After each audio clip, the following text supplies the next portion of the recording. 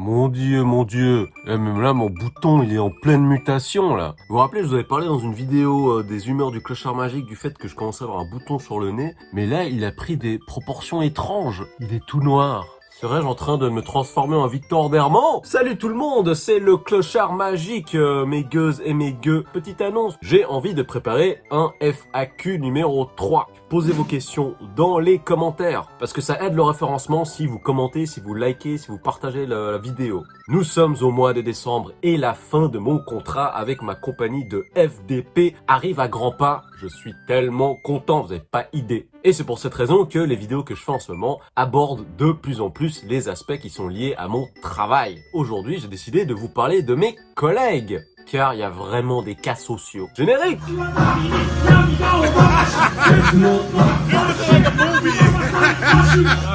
It's my man Tawana. You need some artwork? Hit my man Tawana.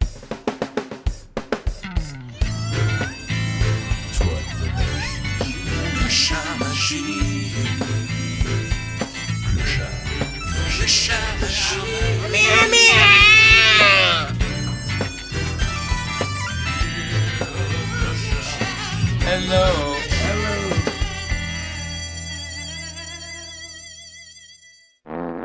Alors, travailler pour une école d'anglais qu'on appelle Eikaiwa, ce qui signifie conversation d'anglais, eh ben c'est pas compliqué pour un étranger, surtout si on est natif d'un pays anglophone. Il vous suffit d'avoir un diplôme universitaire et c'est tout. Peu importe si vous avez étudié la biologie, la linguistique, l'architecture. En gros, si vous voulez devenir prof d'anglais ici, il suffit d'être blanc et d'avoir un diplôme universitaire. Je sais que ça sonne bizarre, mais c'est comme ça, voilà. Alors vous vous dites certainement que le travail de prof est très bien considéré et très bien perçu au Japon, car il se trouve que ça fait partie des seuls emplois où les gens se font appeler sensei, comme quand on est avocat par exemple, ou comme quand on est genre un grand docteur. Que nenni! C'est un putain de job de loser! Je suis un loser. Qu'on soit un japonais ou un étranger, c'est vraiment le bas du bas pour une personne qui est diplômée d'université et qui trouve un travail au Japon. Avec le recrutement, ça fait partie des 2 emplois d'entrée pour les gaijins de base ici. Mais le pire des deux étant de loin prof d'anglais. Ne vous inquiétez pas, je vais vous concocter une vidéo aux petits oignons afin de vous parler du business des écoles de langue, des eikaiwa et des scandales qu'il y a autour. En prenant comme exemple ma compagnie. Franchement, je me réjouis, je pense que ça va être ma vidéo la plus drôle. Il se trouve que les eikaiwa attirent les pires oiseaux qui viennent de l'étranger. Il s'agit souvent de gens qui n'ont aucun succès dans leur pays, que ce soit au niveau professionnel, que ce soit au niveau des meufs ou des mecs. Ce sont des otaku de surcroît et qui souffrent de yellow fever. Serais-je en train de parler de moi-même? Commençons par parler de mes collègues étrangers. Le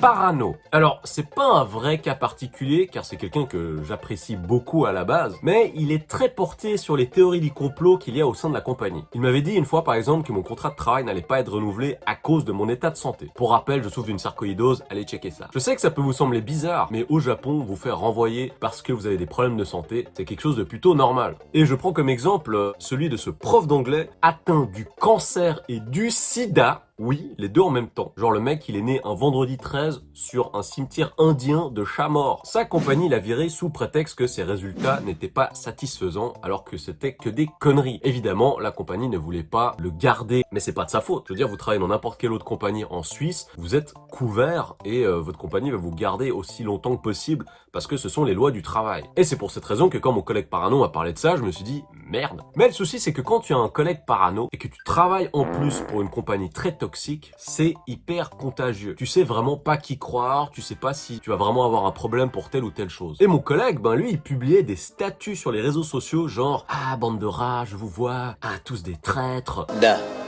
Judas. En publiant des photos de rats qui parlent au téléphone. C'est genre un délire de parano de gamins de 12 ans sur Twitter et Facebook, quoi. Et du coup, il voyait des ennemis partout. Jusqu'au jour où, pour des raisons inconnues, il m'a viré de tous ses contacts sans que je ne sache pourquoi. Alors quand j'essaie de le joindre par le biais d'amis en commun afin de savoir, mec, comment ça se passe, est-ce qu'on peut discuter et tout, mettre ça au clair, le mec sortait des trucs zarbes à notre pote en commun, comme quoi je l'avais vendu à la compagnie, que j'étais un traître. Où crache-t-il? Où peut-on le trouver? Paraît-il dans une étable. Complètement fou, quoi. Donc j'ai perdu un ami. Mais si le mec a entendu des rumeurs à mon sujet, des on-dit et qu'il a jamais cherché à s'expliquer auprès de moi, bah c'est que c'était pas un ami dès le départ. Après, je lui lance pas la pierre puisqu'il a vécu une expérience traumatisante durant sa jeunesse. Quand il était enfant, alors qu'il jouait au foot dans la maison familiale, il a cassé une dalle par accident et il a trouvé le cadavre de son grand-père. Voilà, le grand-père était enterré dans le salon. Youhou! Ouh, le roi des cafards. Bon, j'ai commencé avec quelque chose d'assez soft au niveau de mes collègues et je vais y aller un petit peu crescendo. Le roi des cafards, c'est quelqu'un que j'apprécie énormément, mais malheureusement, il mérite ce blaze parce qu'il a un gros problème. Il est envahi par des cafards, comme le mec de Naruto là, il s'appelle comment déjà? Une collègue japonaise m'avait fait remarquer que des cafards avaient fait leur apparition dans notre école. Et elle avait discuté avec d'autres collègues dans d'autres établissements et elles avaient toutes remarqué que les cafards étaient apparus le jour où mon collègue, on va l'appeler Jason, travaillait dans ces établissements. Mais bon, moi je me dis quand même que c'est une grosse accusation, dire que l'ami Jason, il emmène des cafards avec lui dans les écoles, c'est quand même abusé. Jusqu'au jour où j'ai découvert qu'il y avait des cafards dans son sac et qu'en fait il contaminait les lieux où il se rendait. Alors c'est pas du tout quelque chose qu'il faisait de façon préméditée, hein. C'est juste que chez lui ça doit être un putain de dépotoir dégueulasse. Et je me rappellerai toujours de ce jour où je l'ai vu arriver au travail, tout guiré. Il avait sur l'épaule là, il avait un cafard. Mais un cafard japonais, c'est pas un cafard comme on a chez nous en Europe où c'est tout rikiki et déjà c'est dégueulasse. Un cafard ici, c'est super gros. Il avait ça sur l'épaule. Genre, salut, c'est mon animal de compagnie. Il est très gentil, je l'aime beaucoup ce collègue Jason, mais il a certainement une hygiène de vie discutable. Et j'ai un petit peu peur de travailler avec lui et voilà, de ramener du coup des cafards avec moi par accident. Parce que oui, les cafards se servent de lui comme un vaisseau en fait. L'alcoolique. Alors lui, ça me fait assez chier d'en parler parce que c'est vraiment quelqu'un qui m'a surcassé les burnes. C'est quelqu'un qui est originaire de New York, il a des origines viettes et c'est également un formateur. Il est donc en charge de former les nouveaux profs afin de leur apprendre la doctrine et toutes les conneries de ma compagnie de FDP. Du coup, quand on commence à bosser, c'est impossible de ne pas tomber sur lui. Il y a un fait particulier, c'est que bien qu'il soit stipulé dans les règles de travail de la compagnie qu'il est interdit d'amener de l'alcool au travail, bah lui il s'en bat les couilles. Il vient toujours avec ses packs de Chuhai ou de bière au taf et il les met dans le frigo. Mais le truc le plus affreux, c'est qu'à la fin du taf, il te force à aller boire avec lui. On finit le boulot à 22h, on est fatigué, on veut rentrer. Et encore, l'invitation pour aller boire un verre, est-ce que c'est dans un bar stylé? Non, c'est en face d'un convenience store comme des gueux. Le souci, c'est qu'étant donné que ce triste cire est en charge d'évaluer les nouveaux professeurs, il vaut mieux être bien avec lui au risque qu'il vous fasse échouer votre période de formation et qu'il vous oblige à continuer à s'entraîner avec lui, histoire de vous forcer à passer du temps avec lui également après le boulot. Car lui, c'est vraiment son truc, il va vous harceler pour que vous passiez du temps avec lui durant votre temps libre. Mais ne croyez pas que vous pouvez lui échapper si facilement. Ce type passait des soirs à m'appeler au téléphone après minuit ivre pour ne rien dire. Et bien que la compagnie soit au courant des problèmes d'alcool et des problèmes sociaux qu'a cette personne, elle ne fait absolument rien pour le renvoyer ou quoi que ce soit. Déjà d'une part, je pense parce qu'elle ne le peut pas, et également d'autre part parce qu'elle est tellement en dèche de staff, la compagnie, qu'elle a besoin d'un affreux Jojo comme lui afin de former les nouveaux profs. Prochain cas, le mythomane de Londres. Alors lui, c'est un mensonge dès son introduction. Parce qu'il se présente comme étant quelqu'un originaire de Londres, alors que pas du tout. Il est originaire d'un sombre patelin d'Angleterre, genre là d'où vient le Bad Boy Killer Crew. Big Goose Parker, All Black Clover. Et le type, il a tout fait dans sa vie. Il a été cuistot, il a été garde du corps, il a été toxico, il a été universitaire, il a été ingénieur informatique, il a été champion de parcours, il a été espoir national de longboard. Il a tellement tout fait qu'il est déjà mort une fois en fait. Il a ressuscité! Alors, c'est quelqu'un de très fatigant, mais de pas méchant, mais il a clairement un problème. Car il a écrit un guide, pour son usage personnel, afin de survivre à une invasion de zombies. Et sa théorie, c'est que, en cas d'invasion zombie, il irait se réfugier dans un onsen. Je ne me rappelle plus pourquoi, mais voilà, le mec passait tout son temps à me parler de cartes magiques et de où s'échapper en cas d'invasion zombie. Et son instabilité psychologique, on va dire, va plus loin. Car il est marié à la base avec une femme qui a 12 ans de plus que lui. Alors c'est pas du tout un reproche, ma femme a 10 ans de moins que moi. Mais notre mythomane de Londres est tombé amoureux d'une élève de 17 ans. Le mec, il arrive pas à viser au centre, quoi. Je détaillerai plus cette histoire dans ma vidéo qui parlera des relations amoureuses et sexuelles entre profs et élèves au Japon. Mais en tout cas, voilà, c'était très fatigant parce qu'à chaque fois qu'on parlait de quelque chose, il l'avait forcément fait. Oui, hier, j'étais à Shibuya pour faire des courses. Ah, mais tu sais que j'avais un appartement à Shibuya. Ah, hier, il faisait beau, c'était bien ensoleillé. Ah, mais tu savais que j'étais allé sur le soleil. C'est bien, vas-y, pars! Pars très loin et ne reviens jamais. Fuck Green Day. Ça aussi, c'est un cas social assez spécial, vu qu'il s'agit clairement de quelqu'un avec de légers problèmes mentaux. Je souligne vraiment le fait que je fais pas du tout le procès de cette personne à cause de ses problèmes psychologiques, de ses problèmes mentaux, et c'est vraiment pas quelque chose qui me fait rigoler. Mais s'il y a quelqu'un à blâmer dans cette histoire, c'est bel et bien les personnes qui l'ont engagé. Car tu ne peux pas te permettre d'avoir une personne pareille dans ta compagnie alors qu'elle était entourée d'enfants tout le temps. Alors pourquoi je l'appelle Fuck Green Day? C'est une histoire qui commence lors d'une rencontre qui avait été organisée par mon collègue alcoolique dont je vous parlais avant. Voilà, c'était cool, karaoké entre staff étrangers. Et vu que je venais de commencer, c'était la bonne occasion de rencontrer plus de monde et puis voilà, voir un petit peu à qui on avait affaire. Et je savais que ce collègue, Fuck Green Day, aimait bien les trucs de rock et je vais lui proposer de chanter Basket Case de Green Day. Do you have the time? Il me regarde comme possédé. Il se prenait la tête comme ça et Fuck Green Day! Je veux chanter 666, the number of the beast! Waouh! Tu as des problèmes à régler dans ta vie, mon ami! Donc vous aurez bien compris que ce comportement faisait peur aux enfants. J'espère qu'il va bien et aussi qu'il va faire la paix avec Green Day. Naruto Uzumaki. Alors lui, c'est pas un collègue, mais c'est une histoire qui touche ma famille, en fait, qui est ici à Tokyo. La mère de ma tante a une petite Eikaiwa du côté de Ueno. Du coup, mes cousins, donc les enfants de ma tante, ils vont pour améliorer leur anglais. Un jour, je mange avec ma tante et mes cousins et ils commencent à me parler de leur prof d'anglais, Uzumaki-san. Quoi, Uzumaki-san? Et je leur demande si leur prof d'anglais est d'origine japonaise. Ils me disent que non, qu'il est originaire d'Angleterre. Et je leur dis ok, il vient d'Angleterre, mais il a des racines japonaises. Ils me font non. Et j'apprends le nom complet de cet escogriffe, Naruto Uzumaki. Oui, vous avez bien entendu. Le mec a officiellement changé son nom pour s'appeler Naruto Uzumaki. Kikoulol! Alors, le clochard magique aime tout le monde. Le clochard magique est paix, le clochard magique est amour. Mais cette race de Weibo pilori! Ma réaction va peut-être vous sembler abusée, mais merde, c'est pas parce que tu t'appelles Jean Gilbert et que tu viens du Larzac que tu peux pas être fier de ton nom et de tes origines. Diantre! Bon, ça me ferait chier de m'appeler Jean Gilbert. J'avoue. Et notre ami Naruto Uzumaki, c'était vraiment le weeb typique. Otaku devant l'éternel, vous l'aurez deviné avec ce nom. Yellow Fever, désir de vivre au Japon, mais il était à Tokyo avec un visa d'étudiant. Et vu qu'il avait pas de diplôme universitaire,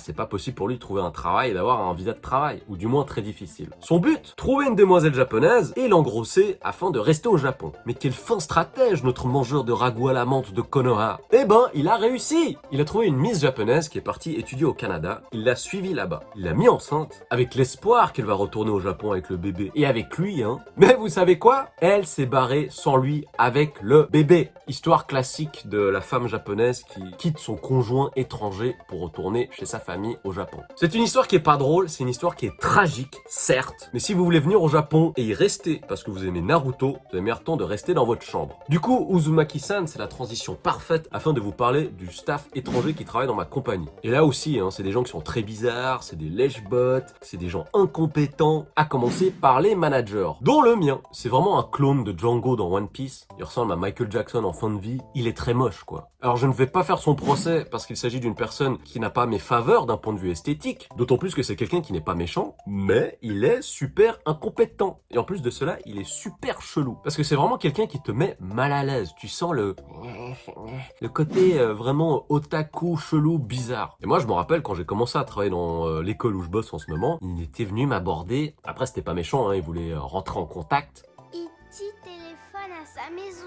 En me disant « Ah mais oui, mais vous aimez bien le rap, moi je connais Eminem et... » Waouh, super technique d'approche. C'est comme si je venais vers quelqu'un, je disais « Ah mais t'aimes bien la cuisine japonaise, j'adore le riz !» Et du coup ça commençait à devenir un peu chelou parce que quand on était à l'école, il mettait du rap pour me faire plaisir, je le savais. C'était pour moi. Mais lui il connaît rien en rap, il avait mis une playlist rap et il commence à y avoir French Montana, Tell the bitch, give me head.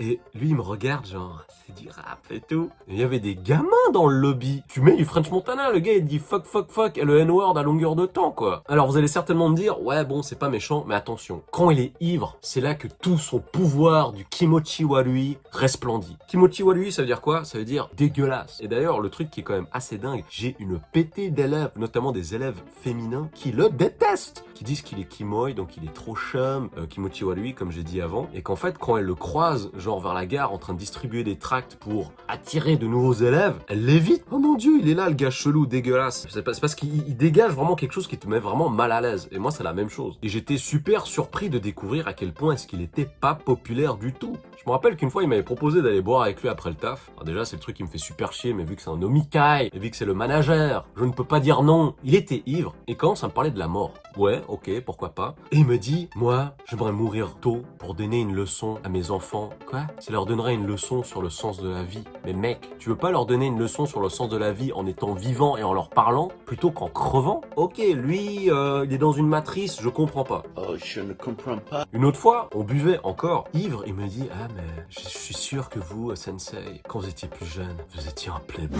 Et là, ça commence à me foutre super mal à l'aise. Je sais pas du tout parce que j'ai l'impression qu'il est gay, c'est pas ça. Si c'était aussi une collègue féminine, ça me mettrait super mal à l'aise. Parce que après ça, il venait avec des photos de moi, il me les montrait, il me fait, ah mais vous êtes très beau là sur cette photo. Mec, arrête! Donc ça, c'est vraiment pour le côté chelou et malaisant. Par contre, le côté professionnel, lui, c'est n'importe quoi. C'est le mec, il me met des leçons bonus pendant mes heures de pause. Super! Il y a pas longtemps, c'était le mois passé, là il a fait une quinte flush niveau conneries quoi. Je débarque au boulot, moi j'ai un élève chelou, hein. C'est pour une classe d'enfants, il a 5 ans le gamin, il ne parle pas du tout. Moi je suis devant lui, je fais des trucs, je chante des chansons, puis lui il me regarde...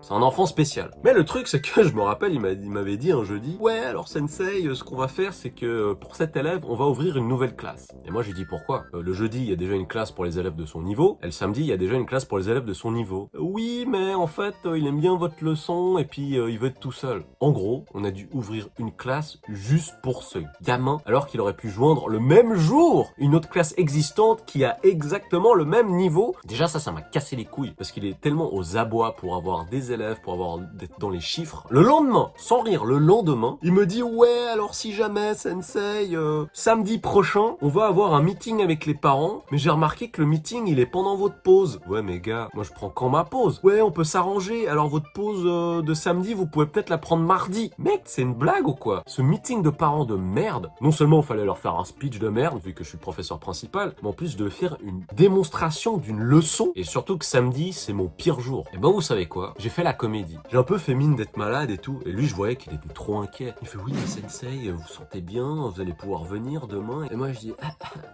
on verra. Ah, saloperie de guerre du Vietnam. Et ben, je suis pas allé. Et du coup, j'ai laissé tout seul dans la merde. Et les profs qui sont venus me remplacer, c'est des profs qui viennent juste de commencer. Donc, ils savent que dalle sur la compagnie. Ils savent même pas donner de cours. Prends ça!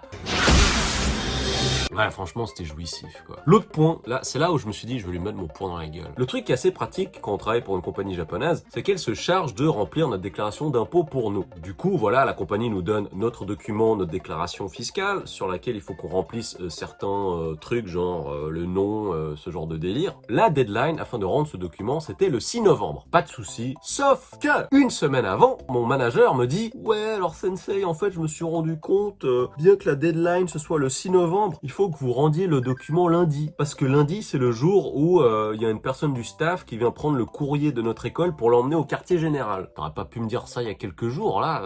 Là, on est samedi, tu veux que je fasse quoi? Et surtout que lundi, c'est mon jour de congé. Je vais me faire 2 heures de trajet juste pour donner ce putain de document. Et je demande, est-ce qu'il y a moyen que j'envoie ces documents par la poste au QG? Et il me fait non, il faut les remettre en main propre, donc va falloir que vous alliez au QG. Et le QG, depuis chez moi, aller-retour, c'est plus de 3 heures. J'ai vraiment que ça à foutre. Perdre une moitié de journée parce que toi, t'as pas été foutu de me dire c'est quoi cette communication de merde. C'est vraiment ça qui m'a motivé à donner ma démission. La semaine d'après, j'ai dit, tu sais quoi, ciao bonne. Vous allez dire que c'est n'importe quoi, mais en fait, lui, il a vraiment la réputation parmi les profs étrangers d'être quelqu'un de bien, d'être un bon manager. Alors vous imaginez pas le reste. Et j'avoue que j'ai de la chance. Dans une autre école où j'ai bossé pendant environ 3-4 mois, le manager là-bas vous interdit d'utiliser le papier toilette. C'est pour les élèves. Je fais quoi? Je me torche avec les mains, hein? Bon voilà, dans ma prochaine vidéo, je vous parlerai de ma super compagnie de fils de pute de merde. Je vous parlerai de mes débuts là-bas, comment j'ai été engagé, le processus. Et en fait, dès le début, j'ai tout de suite vu que quelque chose allait clocher et que j'allais avoir affaire à une sacrée bande de gogolitos. Je pense qu'il est quand même assez important de vous donner ces petits aspects par rapport au Japon, parce que le Japon, c'est pas comme vous croyez. C'est pas tout est beau, tout est réglé, tout est carré. Pas du tout. Il y a une dose d'amateurisme qui est juste incroyable. Et ça, vous allez vraiment vous en rendre compte quand je vais vous parler de ma compagnie. En attendant, je vous salue, c'était le Clochard Magique. N'oubliez pas de vous abonner à ma chaîne, liker, partager, commenter la vidéo. C'est pour le référencement sur YouTube. N'oubliez pas le lien Tipeee dans la description. Si vous voulez soutenir un petit peu financièrement mes efforts pour vous faire rire, pour vous faire découvrir mon univers et toutes les conneries qui l'entourent. Et n'oubliez pas également les réseaux sociaux. @AirForce1, Twitter, Instagram, Facebook. Prenez bien soin de vous. Bisous!